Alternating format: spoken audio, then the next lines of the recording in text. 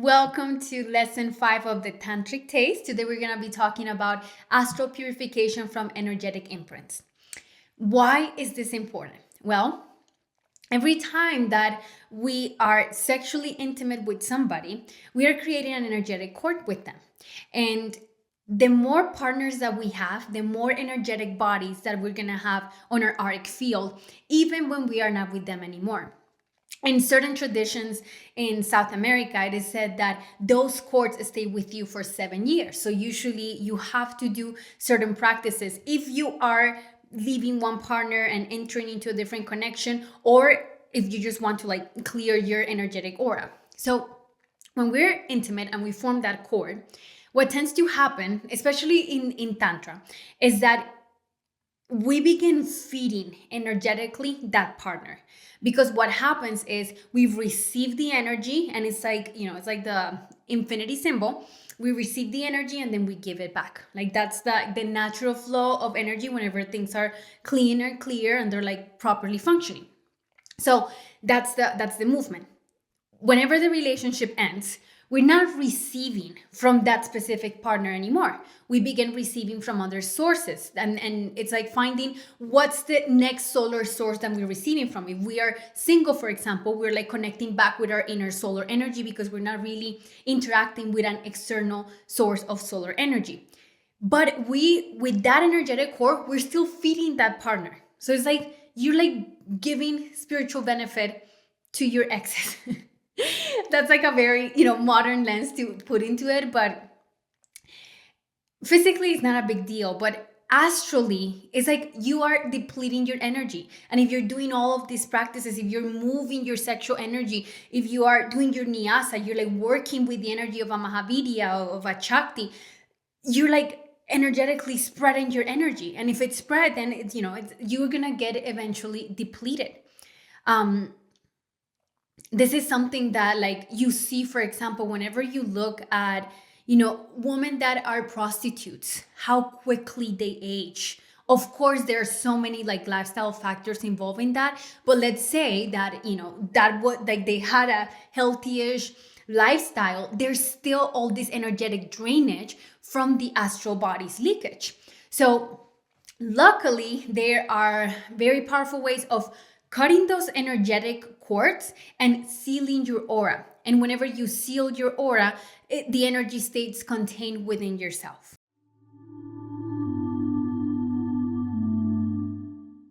So before I share the specific ritual, I want to talk a little bit about like what does it mean to have like energetic sexual hygiene. It really matters who your sexual partner is. If your partner does not honor you, this means that you're not honoring you. So if you're not honoring you, how can you work with the energy, like with divine sexual energies and the energies of the Mahavidyas for the expansion of your tantric field? It's almost like for women, whoever we open ourselves to sexually, we are receiving them, not just physically, but energetically. Whatever distortions the person has, there is going to be an energetic enmeshment of them. If the person struggles with certain behaviors, we tend to take those on as well. So this is the importance of like being very discerning with who you allow yourself to open up sexually to. I know that, in like the modern world, it's like it's just seen as like, oh, I just had sex with this person and that person. And we don't think about it because it's like, oh, there's birth control and condoms, and if you take care of like the physical, then it's fine. But energetically, like sexual energy is our most precious energy. And I'm not coming at this conversation from the perspective of like, don't have sex. No, it's more of choose wisely, because you are receiving the solar power, the spiritual energetic power of the people that you are intimate with.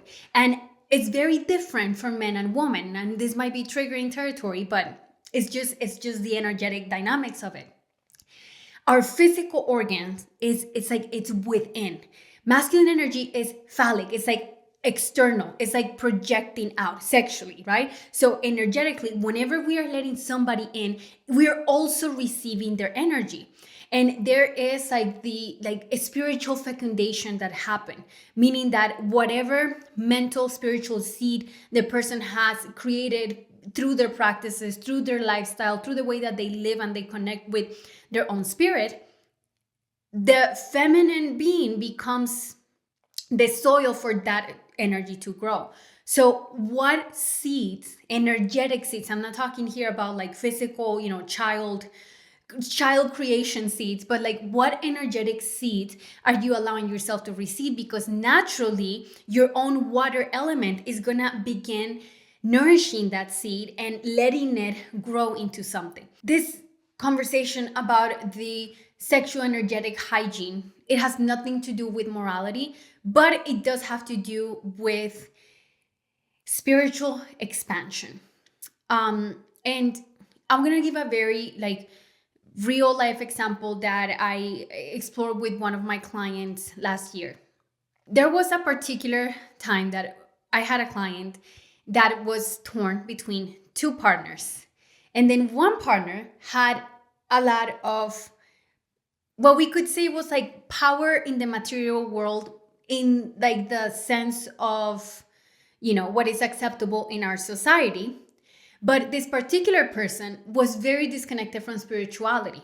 However, very organized, very like clean when it came to his physical reality. The other partner, on the other hand, was very spiritually deep and had a lot of wisdom, but had a lot of disorder externally in their life. So under this lens, you will go like, oh, well, maybe partner B is better because he has the spiritual depth, right? Like the spiritual wisdom that she could resonate with. And that's what logically will make sense. But this particular woman, she did not need more of that spiritual depth. What she needed was more of like the life structure. So then we get into this conversation of like, well, which one is the appropriate partner if she's feeling torn between the two? And I don't know, I didn't know the answer. This is like this was her exploration. And it's not a prescription. It's not like this is better than, and that's better.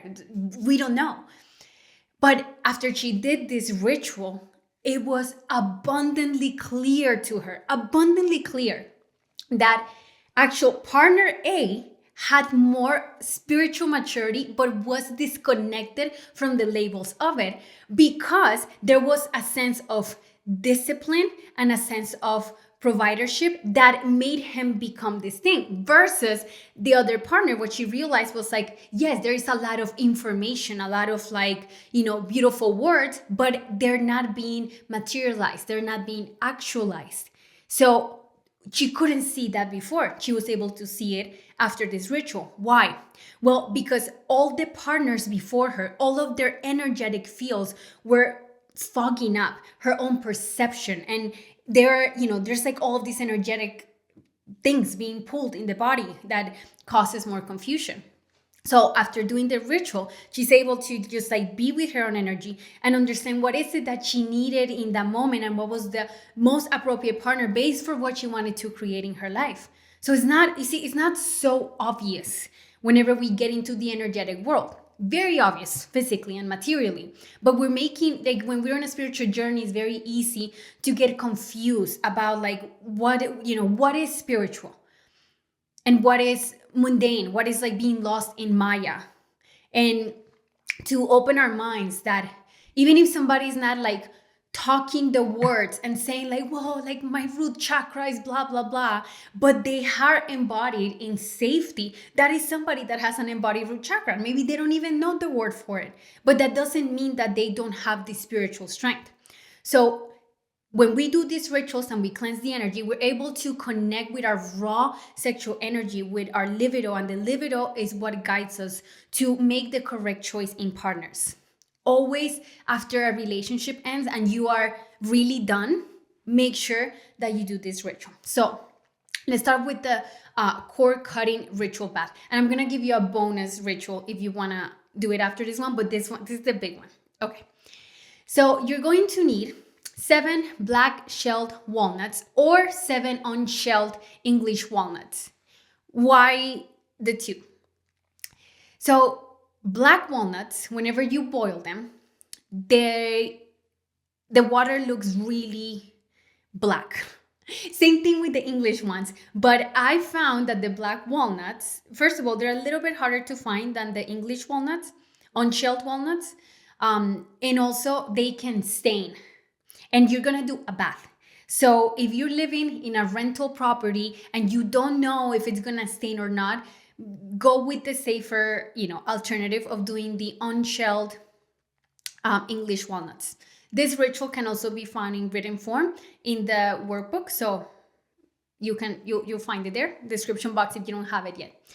And and by the way, this is at your own risk. I'm not responsible for stained bathtubs. Okay, I personally never stained one because I clean it right away, and that is also part of the ritual. So it's on you. Take responsibility for whatever you do. But you have your 7 walnuts, and each of these walnuts is going to symbolize a specific energetic center.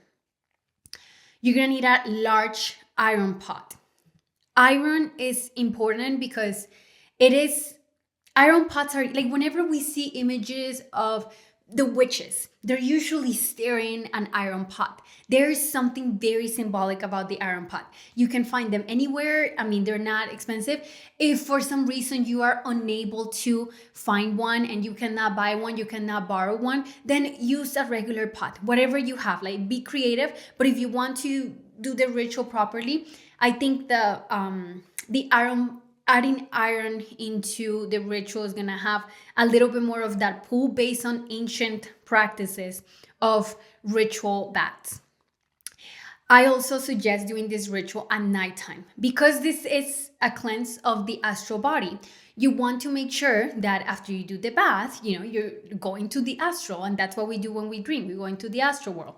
So make sure that what you're gonna do is fill up the pot with water, almost full, and then you're going to add the 7 walnuts. When you're adding the 7 walnuts, think of the person that you're cutting cords with. Common question is, can I do the bath for more than one person?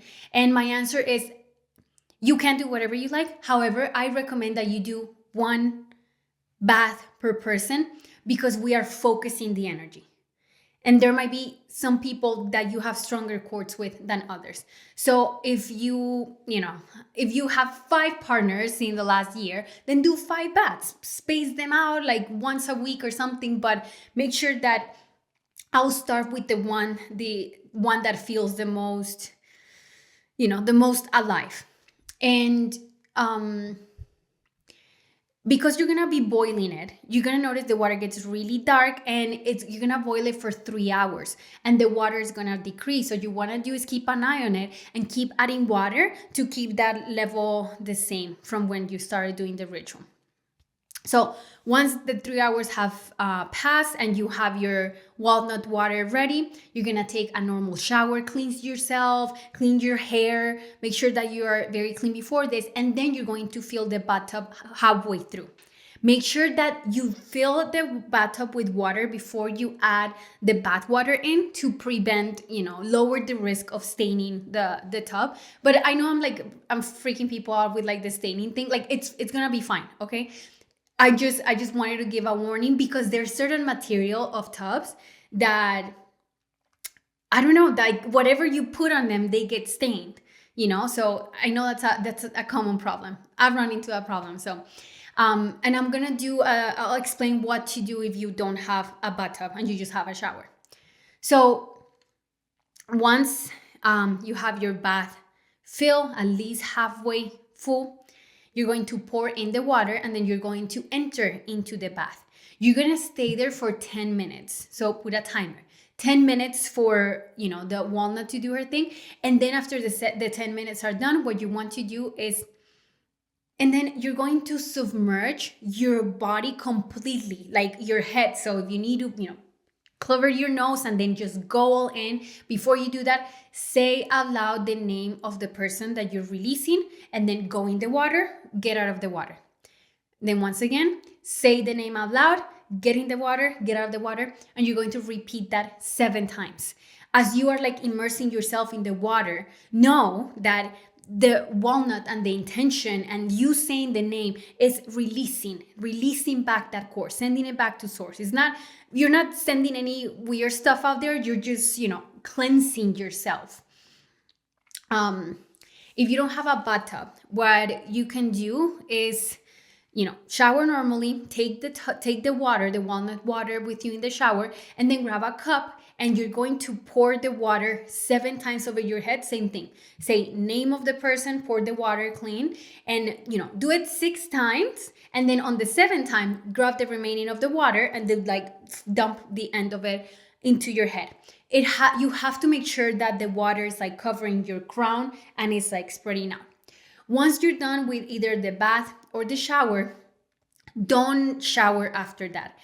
If you can air dry, that would be preferably, but you might not be able to do that for time or, like whatever reason. So either let yourself air dry or like dry yourself very lightly and then go to sleep after that. I prefer to have a little bit of like that walnut residue in the body as I'm going to sleep. If for some reason it gets itchy or whatever, just shower. It's okay. It's not gonna reduce the effectiveness of the ritual if like, your body is not comfortable. But if you're able to go to sleep with the walnut water, dry on your body, that will be better. So again, just one bath per person. And after you're done, it's very important that you physically clean the bathtub or the shower, like make sure that you wash the bathroom very well. And if you have some agua florida or some rose water or some water with essential oils or a cleansing spray or whatever, spray it over there. If you don't have any of that, burn some sage or palo santo, because that's a lot of energy that gets moved. So make sure you also cleanse that space, so whenever you come back to the shower, there's not any sort of like energies there, but it's fully physically and energetically clean as well. So this bath is very powerful. There's a lot of traditions that have done it, and I've personally done it, and it's one of those things that you can feel right away. Like you feel so clean. There's like a sense of like being extra clean after you do that. It's a feeling comparable to spending a day in the spa and you're just like relaxed and light and clean. Like that's how you feel after this bath. When you're boiling the water too, you're gonna notice that that there's things bubbling up. There's things that are like coming up connected to that specific partner. So just pay attention to what is going on, so you can begin making the connections in your mind. And after doing this bath, you'll be able to, like, your body, your auric field is going to be clean. So whatever tantric work we're going to start doing tomorrow, because tomorrow we're going to start with the first sexual practice, it's just for you. It's for your field. If you are in a relationship with somebody, don't do it for that person. Like, this is for people that are no longer in your life and that you want nothing to do with them anymore, because it is a cord cutting ritual. So I hope that you guys enjoy this ritual. This is a very relaxing bath to do once you do it. And if you have multiple partners, then make sure you do multiple baths as you move along through this process. This won't affect your tantric practice. And I will see you guys tomorrow.